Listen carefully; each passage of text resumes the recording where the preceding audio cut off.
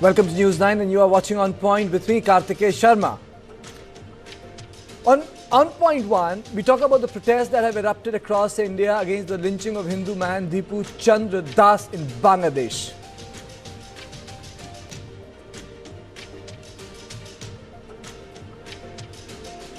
On Point 2, we asked whether the electric vehicle revolution has given Delhi a miss.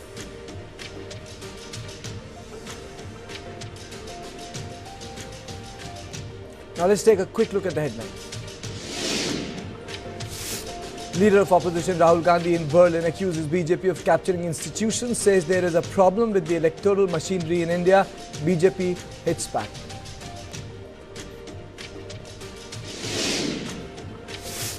UP Fast Track Court rejects government's plea to withdraw charges in 2015 Dajwi lynching case. Accused in Muhammad Akhlaq's murder will continue to face prosecution.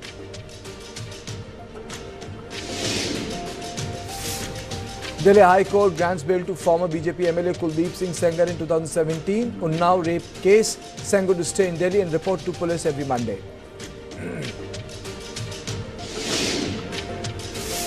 Delhi air quality worsens despite Graph 4 measures. AQI jumps from 366 to 415.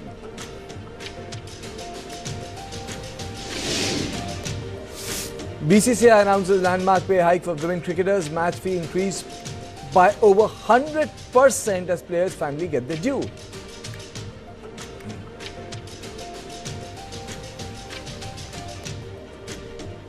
Protests against the atrocity on Hindus in Bangladesh escalated today across many Indian states, with demonstrations reported from West Bengal, New Delhi, Madhya Pradesh, Jammu and Kashmir, Telangana and beyond.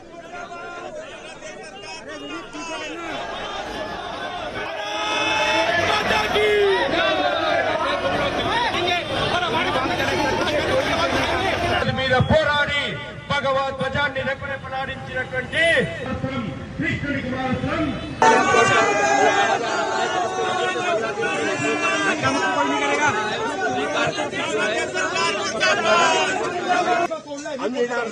तुम्ही तोडलं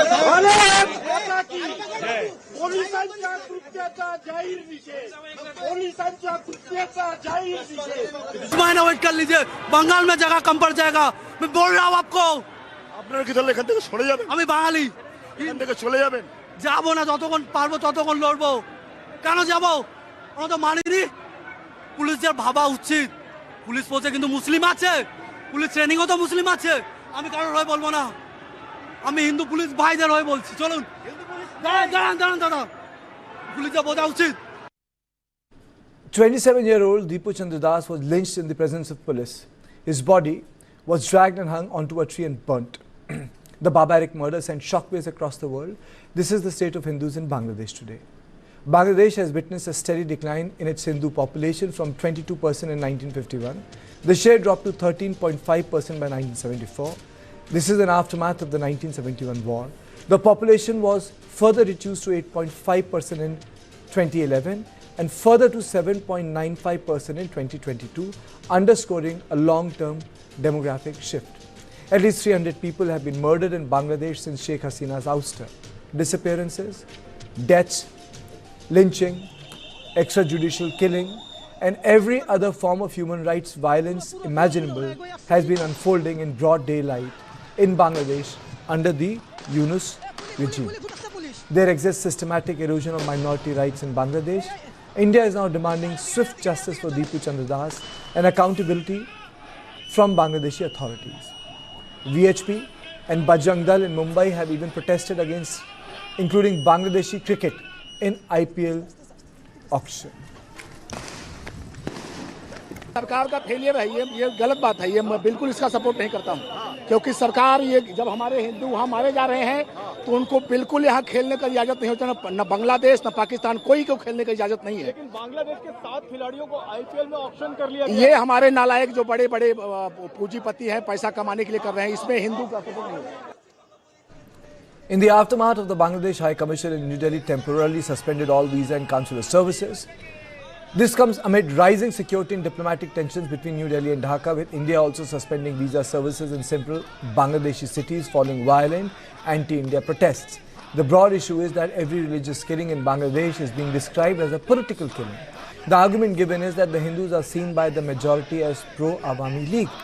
So the big questions I ask today is, did India miss the rise of Islamic fundamentalists in Bangladesh? Did Sheikh Hasina fail in defanging Jamaat-e-Islami? India has witnessed huge anti-Bangladesh protests today. Where does the India-Bangladesh relationship go from here? On this issue, I am joined by Subir Bhaumik, noted author and senior journalist, Professor Swaran Singh from the School of International Studies, JNU, and Professor Manoj Joshi, distinguished fellow, Observer Research Foundation. Let me straight away go to Subir Bhaumik first. Mr. Bhaumik, what do we make of these protests which have erupted across India? And did we take our eye off the ball in Bangladesh? Well, these protests all across India is an understandable reaction to the very gory killing, the very, very brutal killing of Dipu Chandra Das.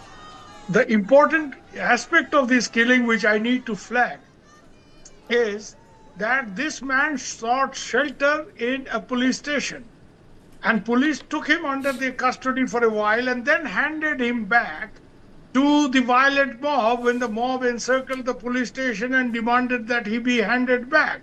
Now, this is not how police functions. The job of the police is to protect people who are in danger and not to hand them over to a mob who obviously looking to lynch this person. So this actually goes on to prove that there is absolutely no law and order in Bangladesh. The Yunus administration, despite all its glib talk, cannot conceal the fact that Bangladesh has been taken over by a mobocracy. There is no democracy in Bangladesh. Obviously, Yunus is not an elected government. It's an interim government, and Karthikeyan is an interim government. There is no provision for an interim government in the Bangladesh constitution. Now, Yunus is going to hold an election along with a referendum, which again is illegal because there is no provision for a referendum in the Bangladesh constitution. So, the authority conducting this election due in February 12th is illegal, and what they are going to do, a referendum along with an election, is also illegal. And therefore, Yunus is collaborating very closely with the Jamaat-e-Islami and other hardline Islamic forces because he desperately wants to be president. That will get him immunity from prosecution. He has been sued before. There are many cases of financial irregularities, embezzlement, money laundering against him. And obviously, after he took over as the head of the interim government, many conflict of interest cases where he has granted favors, undue favors to his Grameen group of companies. So he wants immunity from prosecution, which is possible if he becomes president. Secondly, as president, he will be the supreme commander of the armed forces. That's very, very important in Bangladesh. So Yunus wants to be an important factor in the days to come in Bangladesh. He wants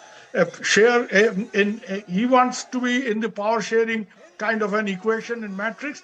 And Jamaat wants Yunus because Jamaat will be seen as a party of mullahs, and they want a Nobel laureate, somebody who talks good English, sweet talk, naive Western opinion can be swayed by him. So Yunus needs Jamaat, Jamaat needs Yunus. They are made for each other. And who is the sacrificial goat? The sacrificial goat of people of Bangladesh. Hindus have been attacked, but more than that, what about Sufi mazars? More than 80 Sufi mazars have been vandalized because it's the Sufis who brought Islam to the Bengal frontier and popularized it. A syncretic brand of Islam which is tolerant rather than the very, Wahhabi Salafist brand of Islam which we see elsewhere in the Middle East. That was not the Islam of the Bengal frontier, but over a period of time, and you are right in a way when you flag it, that this has not happened yesterday, this has happened over a period of time. And various different governments which have been in power trying to pander to these hardline Islamists, they have made huge mistakes. But now, Yunus, for all his global image, Nobel laureate, see, let me tell you something. If he's such a huge economist, he would have got a Nobel Prize in economics, not in peace. Now tell me, in which part of the world has he been involved in any kind of peacemaking, any conflict zone? So, you know, in a way, Okay. he is a creation of some other forces, Okay. which you can guess. The point here is, he has no mass base. The party he created has no mass base. So he needs these hardline Islamist radicals to come and become president. And they need him because they need a global image manager. And the people of Bangladesh are suffering. Okay. It's not, as you said, a lot of Hindus have been killed, but a lot of Awami League people. I mean, Awami League leader has fled the country. His wife is raped and it's videotaped and then circulated on social media. So this is the level of barbarism to which, you know, Bangladesh has descended in the last few months, and Yunus must take responsibility for this. Okay.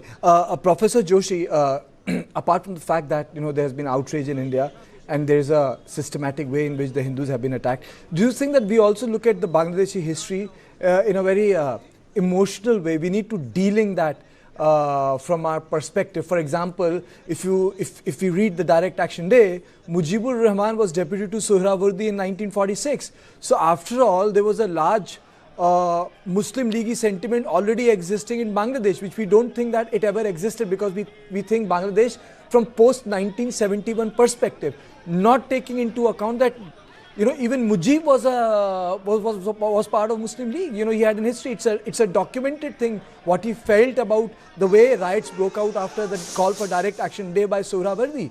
Those sentiments were already there on the ground. Yeah, definitely those sentiments were there on the ground. Muslim League was strong in Bangladesh, but you know, 71 war between between East Pakistan, which became Bangladesh, and Pakistan. See, things change also. I'm saying, you look at Ahmad al-Sharra, he was an ISIS guy. Today he's recognized as the president of Syria, and he is welcome. So I'm not going to be one of those who believes that there can be no change, or that in his childhood he was this and that. My point is very simple. My point is, whether we like it or not, a restoration of stable democratic Bangladesh is in India's interests. You know, the two countries are linked by geography. They are linked by trade. They are linked by connectivity and also security interests. So the question is, we have to find a way out of this situation that has been created there. Now, as far as the Jamaat-e-Islami is concerned, the Jamaat-e-Islami's role we know in 1971. And also we know that in the last year, the Jamaat-e-Islami has taken advantage of the situation. I think they won the elections in the Dhaka University as well, the Islamic Chhatra Shibir. They won the elections there. So they have got a systematic way of working across the country, you know, through their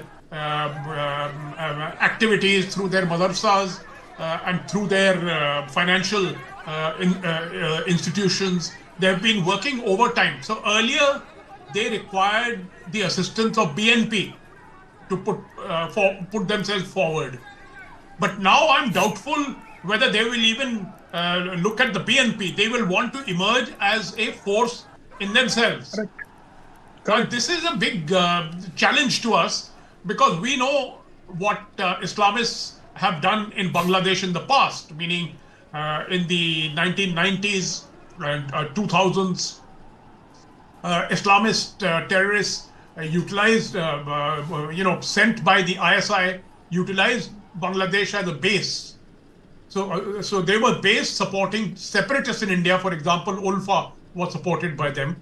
And there were other Islamist terrorist actions that took place across India, where people who came in from Bangladesh were involved. So it is an important matter of security for us, and also the security of our northeastern states. So I think we need to be very careful in handling this, and I think the government is right in adopting a wait and watch mode. Let's see what happens with that election on February 12th. Absolutely, sir. There is, Professor Swaran Singh, there is also an issue of narrative. I know it's not a side question I'm asking you. You see, for example, Usman Hadi, who died, was not a student but a university lecturer, sir. Now, Motleb Sikdar the latest victim to be shot and wounded, is 42 years old, sir. So I was just going through the profiles of the so-called student leaders as being reported by Western press. They are not students, sir. I mean, you don't have 42-year-old student. You don't have lecturers as student. I'm not being like a MAGA conspiracist, but the fact is that these are not students. They are people masquerading as students. Not all of them are students, sir. There is also a narrative issue in Bangladesh as if some sort of a revolution has taken place without understanding that a lot of vicious forces involved which have anti-India position. That's right, Karthikeya. Starting way back from 2011, Tahrir Square, this so-called civil society and more recently Generation Z, for example, has come to symbolize protests which have puzzled one after another country. We have seen in our own neighborhood, Sri Lanka, Bangladesh, Nepal. So when we say that perhaps we are not able to reckon this emerging radicalism perhaps earlier than this, it's partly because of this sudden explosion that of this nature happens, of perhaps subdued, simmering kind of radicalism over a period of time and suddenly erupts. And that is what is happening in Bangladesh as well. And that kind of question remains. But I think important question here is, as you mentioned, even if they are, having some backers, there are, countries or organizations who are orchestrating some of these, as Shobir was trying to mention. How does India deal with this? I think this is a rather complex situation here, where, of course, India as a major regional power has to be careful as to how it addresses some of these issues. We don't want to see some of the smaller nations ganging up together and looking at India as a bully. So India has to run that very fine line of allowing, of course, Indian citizens freedom of speech, freedom of protesting, but making sure that institutions are privileged and not emotions are privileged. And therefore, various mechanisms, whether it is high commissions on both sides or other mechanisms of information intelligence sharing, as much things happen beyond visibility. I think that approach must be applied here. And we should make sure that this kind of anxiety doesn't lead to polarization. Focus has to be seeking justice for minorities. And I agree with this. Whenever something goes wrong with Muslims in China or in United States, we on your television speak about why Islamic countries are not talking. So I understand there's a responsibility that India has. If minorities, particularly Hindu minorities, are being lynched the way this has happened in Maiman Singh, India has a responsibility to respond to it and make sure that minorities are protected.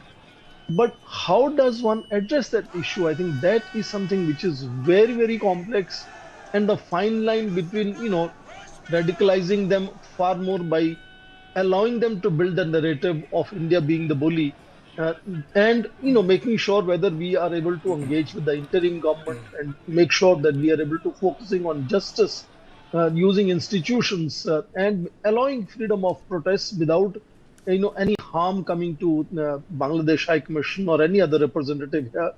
And that, I think, is a difficult exercise when you have India, which is a celebrated democracy, where people feel very confident in protesting, and you're hearing on your screen some of the very agitated people who are openly very critical of the government here itself, and they want perhaps, for example, cricket matches not to include Bangladesh players. But that, I think, is something one has to be very careful, whether you want to turn this into a social political polarization or you want to focus on piecemeal back channel conversations for seeking justice. And that, I think, is something which is the pressure point that India must use to make sure that regime in Bangladesh, the interim government in Bangladesh, listens to India's narratives and is answerable, is found answerable. There have been some instances before also when we have seen the so-called chief advisor making some kinds of lip services in this direction of being responsible for protecting minorities in Bangladesh. But if it doesn't deliver on the ground, I think we have to keep on nudging, insisting, persuading that these things are completely unacceptable, And these are basic human rights But you see, that are expected Professor of Swing, an there are a lot of unacceptable that Muhammad Yunus has been able to get away with. Subida, if you recall, Yunus organized an audit of officers above the rank of joint secretaries who were Hindus immediately after he took office. Secondly, if you recall in the conversational narrative, sir, when the killing started in the Chakma dominated areas, and I'm not blaming those panelists, nothing personal, but 90% of them said, you know, Kartikeya, understand that these are political killings. So bigotry was being covered by the word political killing, saying they're all pro-Awami. So, Bangladeshis are very upset with pro-Awami. So they're not distinguishing between people. So that is why, Hindus and Chakmas have been killed. So bigotry was being covered, masked, I would say, in this new vocabulary of political violence against Awami League. And now, with all the cases, couple of them which you have mentioned, it clearly goes on to show that the civilian administration and the police especially is complicit in the violence. It has not gone out to support or protect the minorities. Kartikeya, I will tell you something here very, very clearly. Okay? This whole narrative, it's true that most Hindus in Bangladesh or, minorities in Bangladesh vote for Awami League. But that does not mean that all these people have been attacked just because they were Awami League. Many of them, like this Dipu Chandra Das, garment worker, is not remotely connected to Awami League. Let me ask something. This is a question I asked some of these, press ministers of Muhammad Yunus who have been made press ministers in Bangladesh missions. They were all representing, including Shafi, who is his press secretary. Yes. He was with AFP. His press minister in London, Akbar Hussain, was a BBC colleague of mine. And the chap in Delhi is Faisal Mahmood, they were writing for Al Jazeera. They have all been rewarded with diplomatic positions or government positions. It is in their vested interest to cover up all this as a political thing. It's not. Is Mr. Yunus trying to suggest that these 35-40 Hindu temples which have been demolished were Awami League party offices? They are Hindu temples. They've been attacked, they've been looted. No, I'm not a rabble rouser and I myself don't visit temples, okay? So let me make it clear that I'm not raising it for the sake of it. But I'm trying to say that Yunus is a liar of the highest order, and all his press machinery, this press machinery that he created, the media management machinery, these are all somebody represented AFP, somebody BBC, I know these guys personally. They've all become press ministers in Bangladesh missions in different countries, and they're out to create a narrative. One of their press ministers is even, circulating posters against Sheikh Hasina in Calcutta. I know it for a fact. Point here that I'll try to make is that I don't buy this thesis that minorities have been attacked just because they were pro-Awami League. They have been attacked for one simple reason. February 12th elections. They know, these people, this Jamaat-e-Islami and Yunus and all his people in the NCP, they know that Hindus, if they don't vote for Awami League because Awami League is not in the contest, they have been barred, they may vote for BNP. Every time Hindus have been attacked, you will see before elections, is because they used to vote for Awami League. So this is a targeted attack so that Awami League is not getting or not in a position to get this vote. Now, this vote may shift to the BNP, and this is a very conscious attempt to ensure, because Hindus or Buddhists in the Chittagong Hill Tracts won't go and vote for Jamaat-e-Islami. Take it from me. I know Bangladesh. Here, they want to ensure that if they don't vote for us, they should not vote at all. Okay. So create a reign of terror, and this is a reign of terror they are creating. In the rundown to the election, they have used this Osman Hadi killing. You are right, these are not students. He was a lecturer, somebody is a 42-year-old guy. But this is to whip up the students' feeling so that these madrasa students can be mobilized on the street. In Bengali, there is a word, there is a particular expression called Rajpath Dakhal. Capture the streets. If you can capture the streets, you capture political power. So you capture the streets, meaning you go in for very aggressive political mobilization in the rundown to the election. So this is why this Hadi killing, this Motaleb attack is used for, and these things are whipped up. And The whole target is election and referendum. That Hindus should not vote, that only people should not vote. So create a reign of terror. Nobody should go to the year. And this will be one factor which can ensure that Jamaat, which never had more than 8% of the popular vote in Bangladesh, can actually do well in the next election. And more importantly, the referendum, which is an illegal exercise, you know, they can have this referendum can get a yes vote for the July Charter, which gives more power to the president. Slowly, Yunus is trying to take Bangladesh from a parliamentary to an American-type presidential system. And he wants to be president himself. So he's part of a very big, large design. And all these killings are, make no mistake, it is political in a sense that they are attacking Hindus so that they are terrorized and they don't go out. They don't go out and vote. So, Professor Joshi, what does it mean for India in terms of national security if we have a team of ISI in Dhaka? Well, you know, I think I've seen some reports from the defense point of view. India has already undertaken certain deployments, you know, on the borders of Bangladesh or near the borders of Bangladesh to ensure that there is no spillover effect, you know, as far as India is concerned, meaning things get out of control. You see, so they have already done that.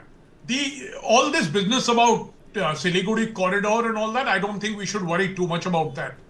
Those are very strongly defended areas, meaning one of the strongest ground defenses we have is in Sikkim, you know, maybe facing the Chinese, but it's just next to the,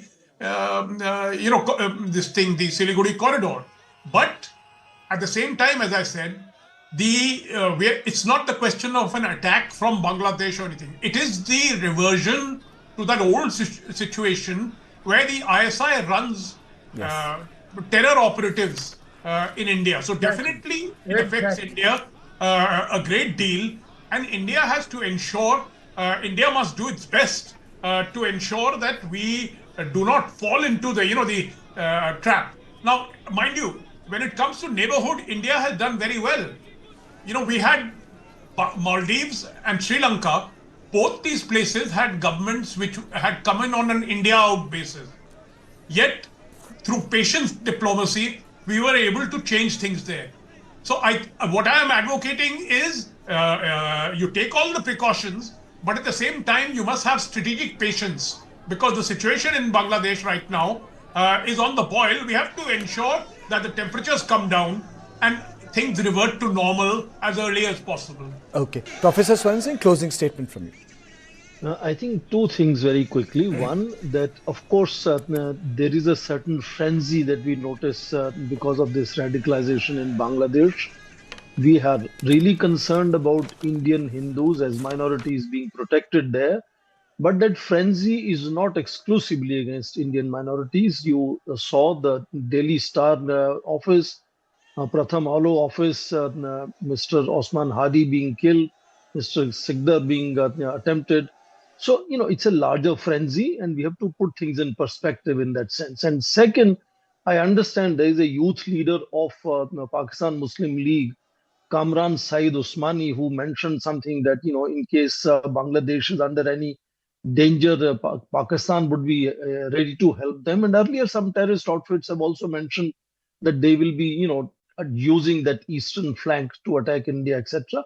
But these, as Manoj Joshi said, are basically rumors. They can create certain rhetorical kind of influence in media, social media, etc.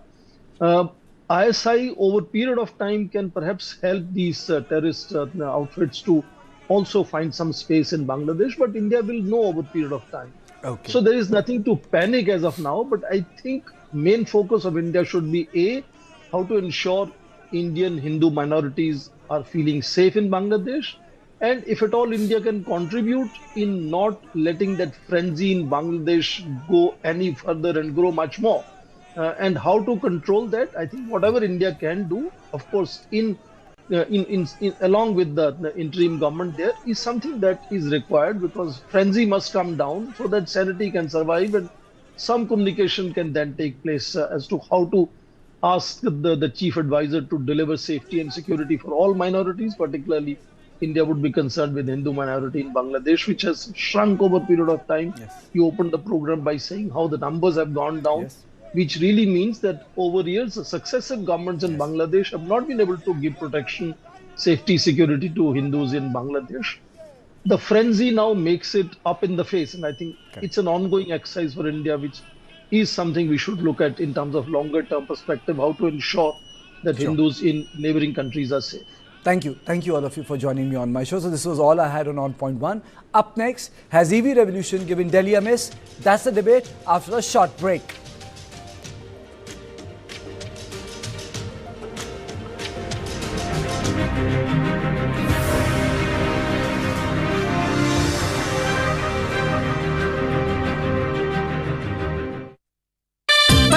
खेलता है झूलता उछलता है दौड़ता कभी कभी दौड़ कराता है आगे आगे बढ़ता है इंडिया अमूल दूध पीता है इंडिया।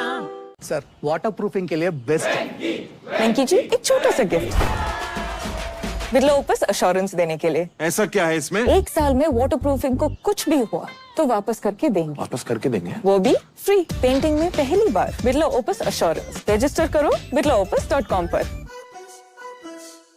ही इज ब्रिलियंट, लेकिन अक्सर बहुत टायर्ड हो जाता है। मैं क्या करूं? 2 स्पून काफी है। ये प्रॉब्लम दूर करने के लिए लायन डेट सिरप। इसमें आयरन, फाइबर्स, विटामिन्स और किसी भी बीमारी से लड़ने की ताकत बहुत ज्यादा है। रोजाना 2 स्पून लायन डेट सिरप हल्के गर्म दूध में भी मिलाकर पी सकते हैं। लायन डेट सिरप रोजाना 2 spoon. Okay, 2026, take notes. Manifesting. More bubbles, less troubles. For my little Miss Sunshine, tickles and giggles. Also want to be a biker chick this time. Vroom, vroom.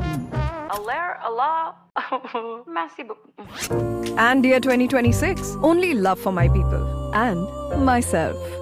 To manifest my best life, nature's cosmic energy. Now mine, natural diamond intention pendants.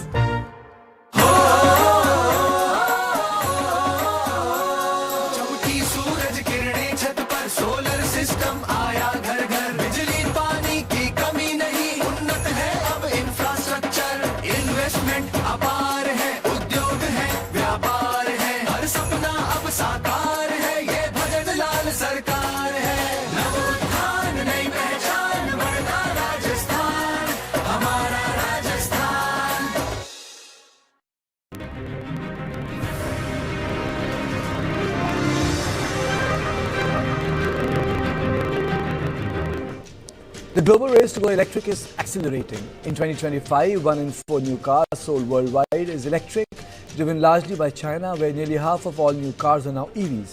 Europe follows in the mid-teens, while the US still lags in the single digits. Singapore and Vietnam are crossing 40% EV sales. Indonesia and Thailand still in transition. India, meanwhile, accounts for around 11% of global EV sales, even as its share of the global EV stock remains lower. The EV revolution is near but uneven. Now let's look at how EV adoption stacks up across Indian states. Tripura leads the chart with over 18% EV penetration, followed by Assam and Delhi in mid-teens. Kerala and Goa close behind, while Karnataka and Chandigarh have crossed the 10% mark. Larger states like Uttar Pradesh and Odisha remain below the double digits, showing that EV adoption within India is uneven and region-specific. By financial year 24-25, e-rickshaws alone account for half of the EV market, followed by electric two-wheelers at nearly 1/3. Passenger electric cars and three-wheelers remain in single digits, while electric buses and commercial vehicles together make up less than 3%, highlighting where Delhi's EV transition is strong and where it still lags. Delhi recorded no electric auto registration in 25 compared to 1,426 in 24. But the hazardous AQI levels, with the transport being the biggest contributor, proves that Delhi is far from an EV revolution even when it needs one of the most. Let's look at India's EV infrastructure. The country now has over 29,000 electric vehicles charging stations, including more than 8,800 fast chargers and over 20,000 slow chargers. 2,000 crores have been allocated for expanding EV charging infrastructure across India Under FAME India scheme, over 16.7 lakh electric vehicles have been sold so far, while 6,862 electric buses have been sanctioned to strengthen public transport. In addition, nearly 9,000 public charging stations have been installed by the country's oil marketing companies. Looking ahead, the government has earmarked 10,900 crore under the PM E-Drive scheme. Out of this, Delhi has 1,957 EV charging stations, of which 399 are fast charging and 1,558 are slow charging. But the latest registration number raises uncomfortable questions. In 25 so far, there have been no new e-auto registration in the capital. One, electric two-wheelers show only modest traction, around 35,900 e-bike registration in 2025, nearly flat when compared to 37,400 registrations in 23. Policy gaps appear to be a key reason. The fleet aggregator scheme remains only partially operational, while incentives that once drove EV adoption are steadily disappearing. Vehicular emission in Delhi has been the biggest contributor to the rising PM 2.5 levels, from 20% in 15 to 39% and 41% in 18 as per Terry, ARI and SAFA reports, to more than 50% in 2025. Somewhere, the EV revolution seems to be giving a miss to the national capital region. Now, before I play out the bite of the Minister of Delhi, let me put up the big questions here. Is Delhi an EV-friendly city? One. Second question, how can EV revolution resolve Delhi's pollution crisis? Third, buying EV is one thing and charging another. Do we need better infrastructure? Should we look at hybrids? Is there consumer hesitancy in switching from carbon fuel? Now, on this issue, I am joined by Dipu Chandra, Director General SIAM, Suharsh Damani, CEO of FARA, and Raj Kapoor, Senior Automobile Expert and Analyst. Let me straight away go to Mr. Chandra. Mr. Chandra, there are multiple issues at stake, and I am linking entire EV conversation from the perspective of pollution. A lot of environmentalists, and last week I have spoken to, even Amitabh Kant has written an editorial today in one of the newspapers, says that it's that EV redemption that can rescue Delhi from this foul air. What needs to be done, sir, and what is not being done? Thank you for having me on the show. And I think I'm a former DG SIM, not you introduced me as DG SIM. So it's just putting that in perspective. Yeah. But if you look at the Delhi whole ecosystem, I don't think it's a demand problem. It's really a confidence and a convenience problem as far as Delhi is concerned. So if you look at it, the first thing, and you mentioned also briefly referred to it, but not directly, there's policy uncertainty. There was an incentive announced, it was revised, it was paused, it was extended. Just yesterday, I think in the papers, there was an announcement that the EV policy will be announced soon. So buyers delay decisions, in absence of multi-year certainty. Second, Delhi is apartment, centric kind of a city. And apartment dwellers and renters lack guaranteed home charging. Home charging needs to be solved. Primarily, it's an issue between the resident welfare associations and the DISCOMs, if we look at it. And if there's no guarantee of that, then there's a challenge. Of course, the three other things which are kind of a legacy of the past. One is the upfront cost and ownership issues. They're still more expensive. The trust deficits, which is still continuing there. And I think more importantly in Delhi, there's no push factor. There's no parking access, preferential parking access, no other real incentive or advantage for EVs. And ICE vehicles still face no meaningful inconvenience as far as Delhi is concerned. So I think while buyers may want EVs in Delhi, they hesitate to commit at this point of time. And of course, Delhi led by example, Supreme Court example, by moving the entire fleet to CNG. Now that's also a challenge because the Delhi government has got a joint venture for providing CNG. And if you then mandate a conversion into EVs, what happens to that investment? What happens to all the employment created around there? That's also another challenge.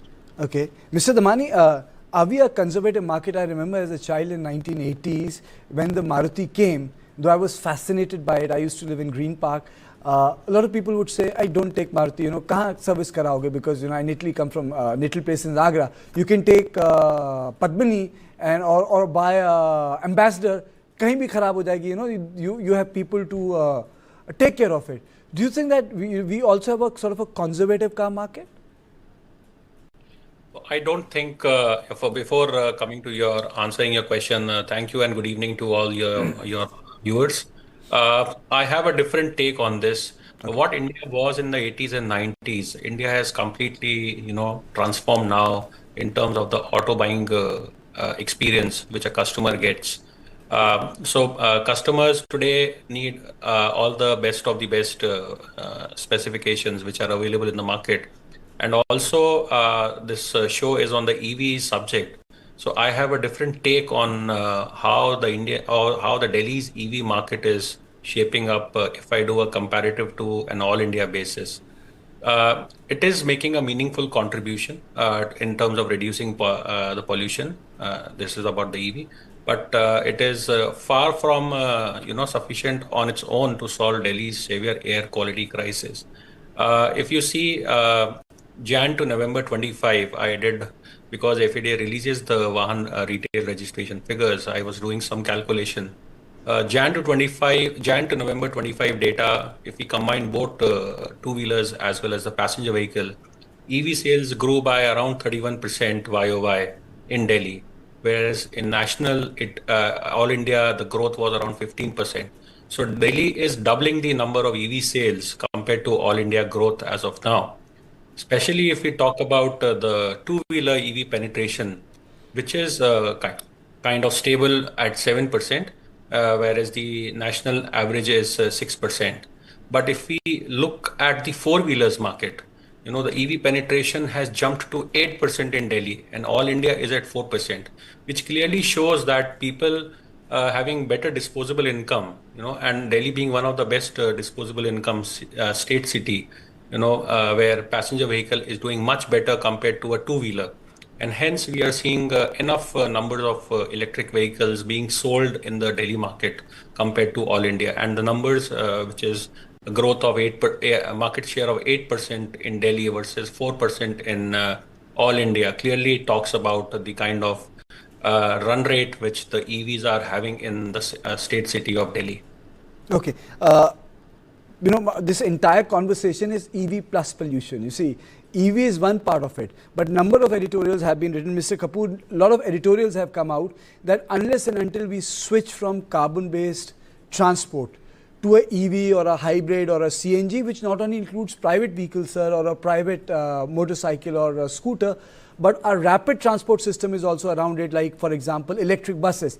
The Delhi will never have clean air. Your opening comments, sir.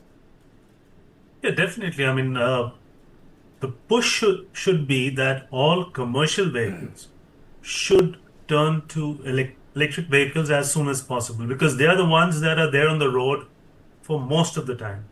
Private vehicles will be used maybe twice in a day to go somewhere and then to come back in the evening. But all commercial vehicles, all taxis, and if you will see the number of taxis that are currently operating on the road, if you do a cross-section of the number of cabs that go through, let's say, Ames Crossing, you will figure that almost like 30-40% of the vehicles on the road are, your hail cabs. So if those and other commercial vehicles turn to EVs, we should see a sizable reduction in pollution. Okay, so if our vehicles, sizable number of turn to EVs, then there will be an effect on the pollution level, yes. But my question, Mr. Chenoy, I'll come to you after a short break, is the problem around infrastructure, sir, or is it the mindset problem? And let me put it simply for our viewers, a lot of people say, okay, I want to take EV, but if I want to travel to Nainital, if I want to go to Dehradun, if I want to travel outside, then should I take EV or not? So, the people who can afford two cars, maybe they'll try for one EV. But a person who wants a car for a family, is that unit going to go for an EV? This is the question for you, sir, but after a short break.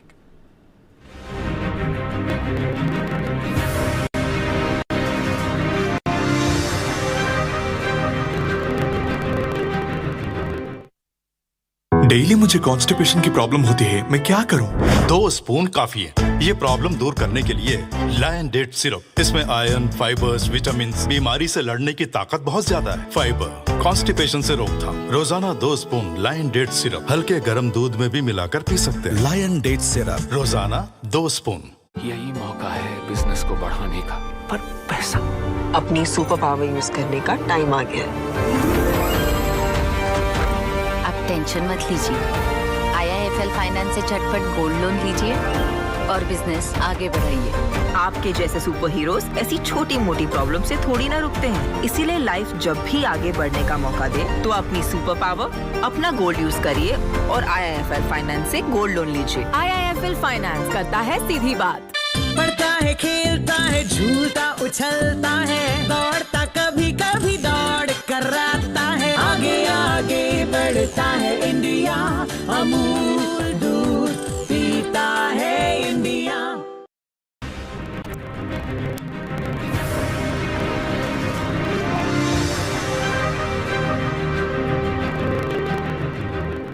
Now let me straight away go to Mr. Chennai. So Mr. Chennai, is it a problem of infrastructure or a mindset?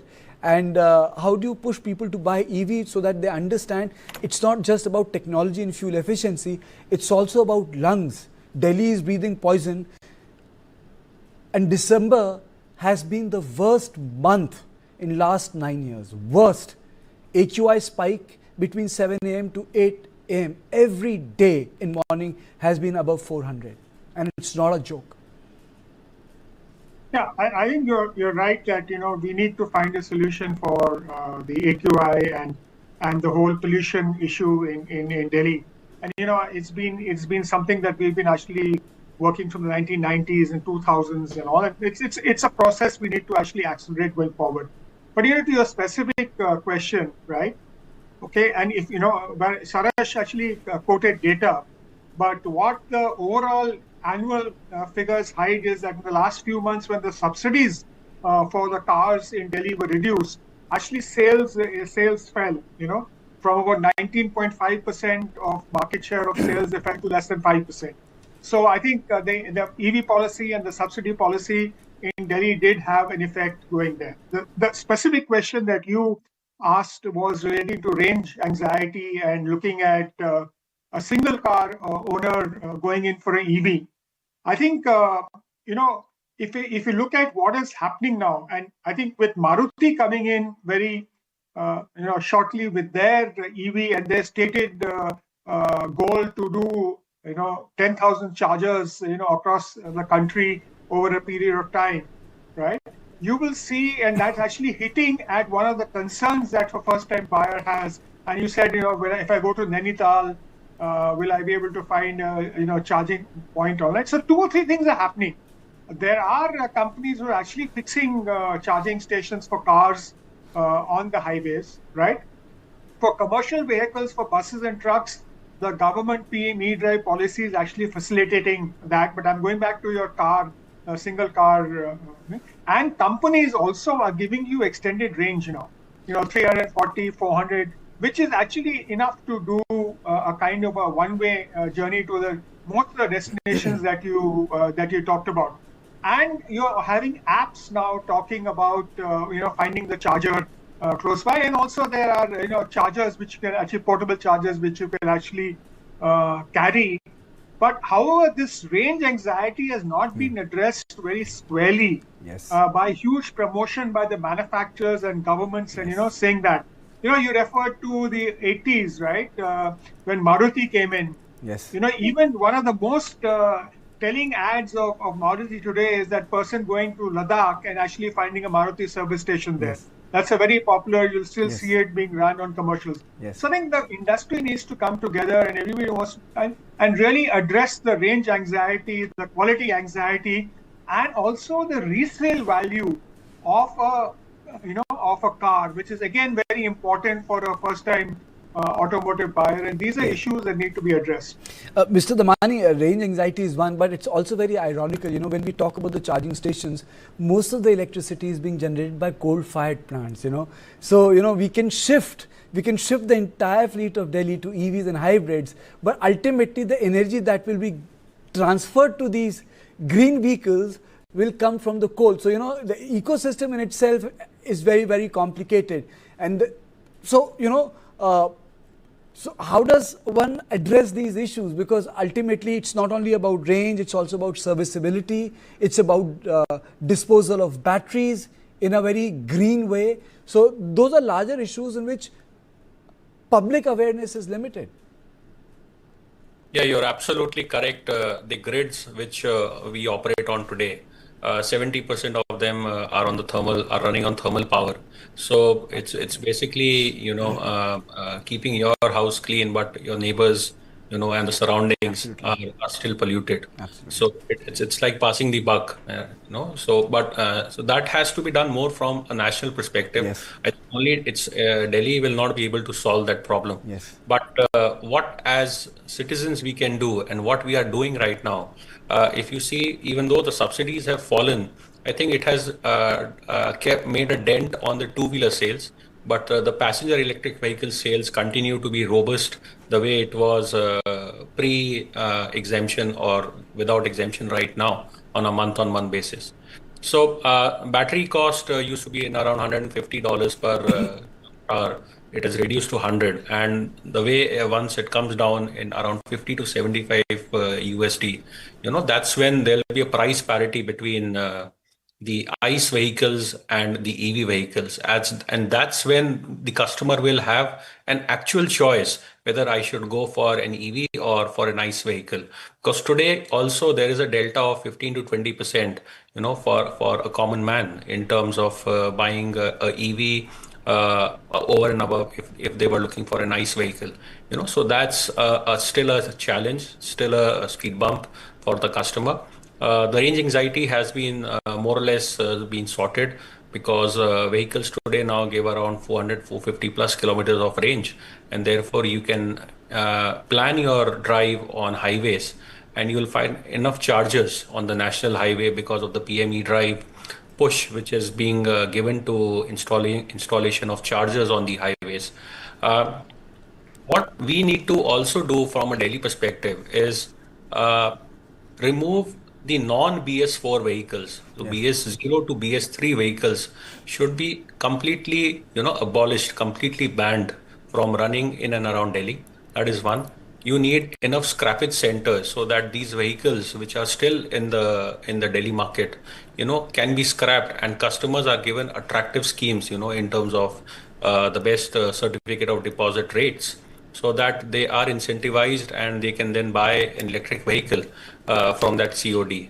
Also, we hope that the Delhi government will, once they come out with the revised EV policy in FY26, they will also bring in enough incentives so that customers come forward and scrap their vehicles on their own, rather than a push being used till now from the government side. That force somehow never helps the way it was being done earlier, and because of the customers' pushback, there was no other option left for the state government to go to the court and get a favorable order, so that this 10 or 15 years old vehicle are not banned from running on the roads.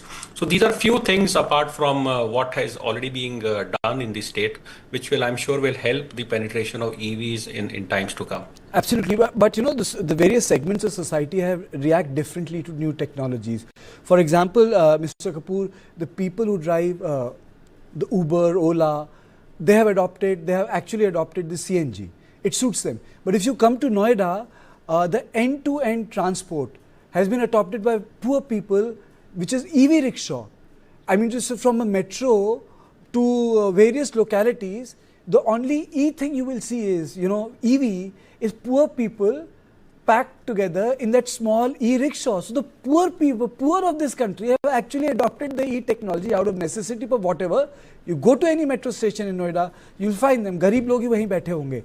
But I have not seen specifically this transition when it comes to scooters. Is there any specific thing? Because the two-stroke used to be the most polluting segment. That has not happened. But these people have really adopted it, and you go to any metro station, you will find them.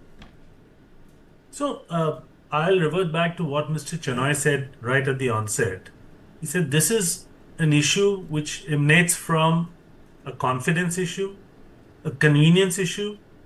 Because if you cannot create a value proposition, I mean, it's an open market. A customer will go for the best value proposition that he can get.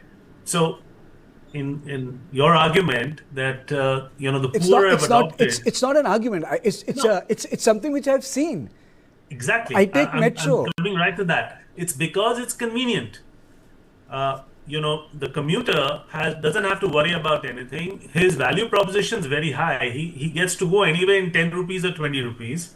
And the entire issue of charging is with the owner of the e-rickshaw. So he finds it to be a very convenient, solution. Whereas if you flip this to the car, an EV is an expensive proposition for a car owner because he pays more money for it. Yes. Range anxiety, no matter what we say on paper, reality is that the range that you actually get on road is far less than what is stipulated because the actual road conditions change that. Yes. So till we fix that and we fix the policy issue, we will have some hurdles in terms of penetration. Okay. Thank you all of you. I've really run short of time. Thank you for this riveting conversation. So this is all I had on Point 2. I'll see you tomorrow at 7 p.m. Thank you and good night.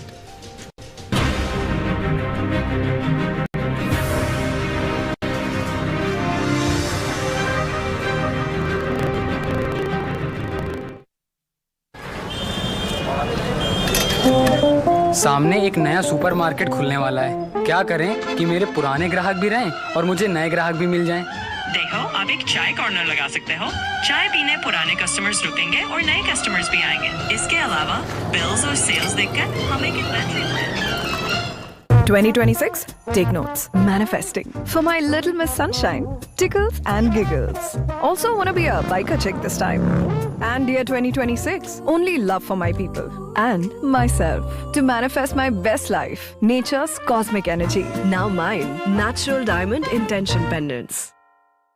पढ़ता है, खेलता है, झूलता उछलता है, दौड़ता कभी कभी दौड़ कराता है, आगे आगे बढ़ता है इंडिया, अमूल दूध पीता है इंडिया। मुफ्त दवा है और मुफ्त इलाज, सुविधा सबको, राहत है आज।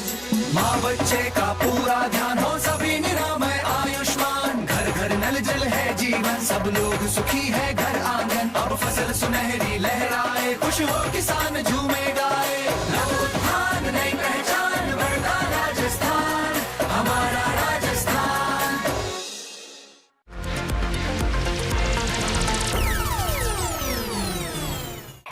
Ever wondered what makes the night come alive?